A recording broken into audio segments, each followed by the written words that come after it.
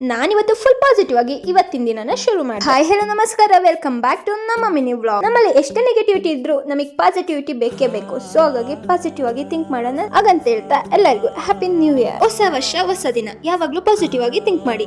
ನನ್ನ ಡೇನ ನಾನು ಒಂದ್ ಲೋಟ ಬಿಸಿನೀರ್ ಜೊತೆ ಶುರು ಮಾಡಿದೆ. ನನಗೆ ಎಷ್ಟೇ ನೆಗೆಟಿವ್ ಥಾಟ್ಸ್ ಬಂದ್ರು ಪಾಸಿಟಿವ್ ಥಾಟ್ಸ್ಗೋಸ್ಕರ ಮೈಂಡ್ ನ ಸ್ಟ್ರಾಂಗ್ ಆಗಿ ಇಟ್ಕೋತೀನಿ. ಡೇ ಫುಲ್ ಒಂದ್ ಒಳ್ಳೆ ಎನರ್ಜಿ ಇರ್ಲಿ ಅಂತ ಹನುಮಾನ್ ಚಾಲಿಸ ಓದ್ತೀನಿ, ಹನುಮಾನ್ ಚಾಲಿಸ ಕೇಳ್ತೀನಿ. ನೀವು ಸಹ ಓದಿ ಒಂಥರ ರಿಲೀಫ್ ಥಾಟ್ ಸಿಗುತ್ತೆ. ಹಾಗೆ ಸ್ವಲ್ಪ ಕೆಲಸ ಮುಗಿಸ್ಕೊಂಡು ನಮ್ಮ ಮನೆಯ 3 ದಿನ ಈಡಿಯಟ್ಸ್ ಗಳನ್ನ ವಾಕಿಂಗ್ ಕರ್ಕೊ ಬಂದೆ.